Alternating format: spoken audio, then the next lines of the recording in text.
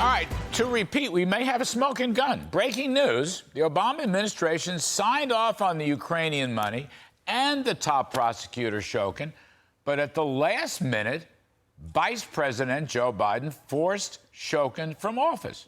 This is a terrible story. Joining us now, Ohio Congressman Jim Jordan, who's the chair of the House Judiciary Committee. Mr.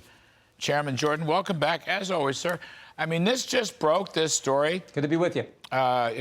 Broke in John Solomon's Just the News, the New York Post. There have been hints to this story before, but as head of Judiciary and, of course, a member of Oversight, I mean, this could be a very serious story, sir, and I want to get your take on it. Well, what changed was what happened 5 days before the December 9th speech that President Biden gave in Kyiv. 5 days before that, he gets a call. Well, at least Devin Archer said they called D.C. They, meaning Hunter Biden and the two guys who run Burisma, Mr. Zolochevsky and Mr. Brzezinski. They call the D.C. We assume they talked to President Biden. And then 5 days later, they tell President Biden, hey, we're under pressure. They've seized our assets in Great Britain. The prosecutor, Mr. Shokin's coming after Burisma, coming after our company. We got all this pressure. We need help. And 5 days later, Joe Biden goes, gives a speech, starts attacking the prosecutor, Mr. Shokin, ultimately says you got to get rid of him before you get American taxpayer dollars. So that's what was the sort of, I think, the catalyst for him changing the position of our government, it looks like. I mean, you read, I don't know how much, you may have known this whole story, but as I said, it just broke on Just the News, John Solomon's web. Yeah. But, I mean, you read, Victoria Nuland and all these State Department big shots in the Obama administration were fine with Shokin, and they were fine with the Ukraine's then anti-corruption, and they were fine with $1 billion loan guarantee.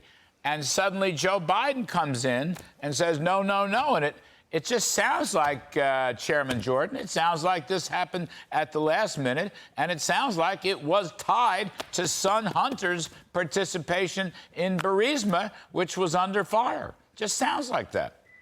It sure does. And what I also think is interesting is it sure looks like President Trump was right about all this. You know, when the Democrats went after him with their crazy impeachment back in 2019, this was central to the whole storyline. And they said, no, no, no, Shokin was bad. It was the right thing to do. And this was the policy of our State Department. This was all part of that debate then.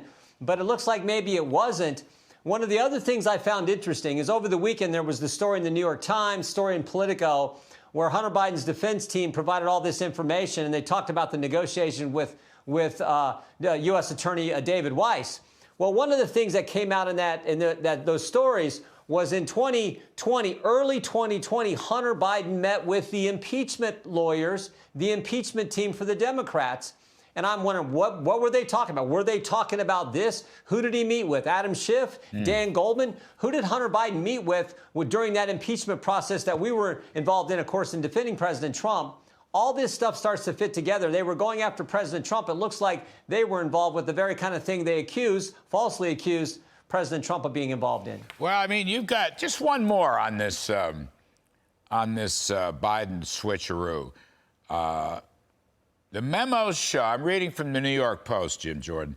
The memos show Biden may have acted alone and, in fact, counter to U.S. policy. I guess that's one point you're making. When he told then Ukrainian President Petro Poroshenko to get rid of Shokin. In other words, Biden and Nuland and all these other Obama foreign policy big shots, they said Ukraine's doing fine, Shokin's doing fine.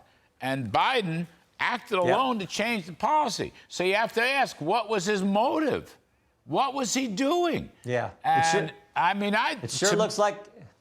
Right.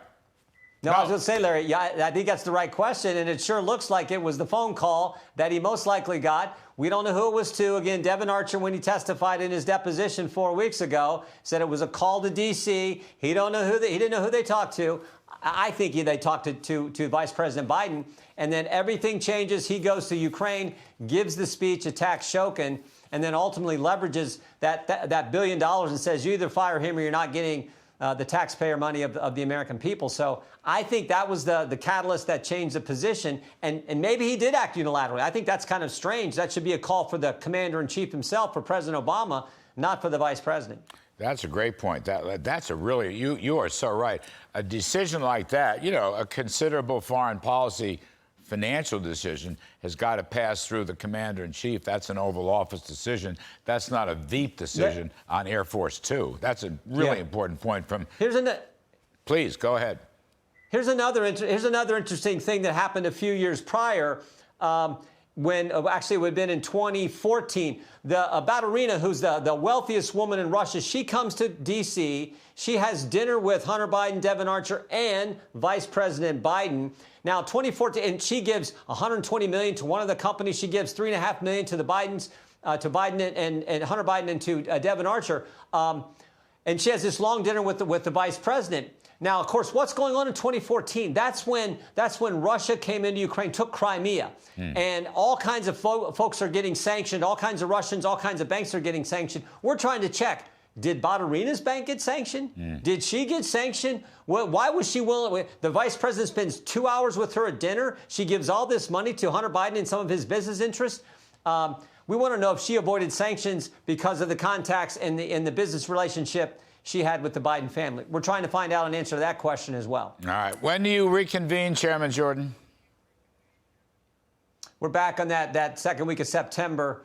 And as Speaker McCarthy has indicated, I think we're looking closely at whether we need to move to an impeachment inquiry phase in this entire investigation. But we've got a number of issues to deal with when we get back in September. And, of course, we just subpoenaed 2 FBI agents who we want to talk to, who were in this important meeting a little over about a year ago relative to the investigation of Hunter Biden. We'll see what the DOJ says. All right. Judiciary Chairman Jim Jordan, thank you, sir.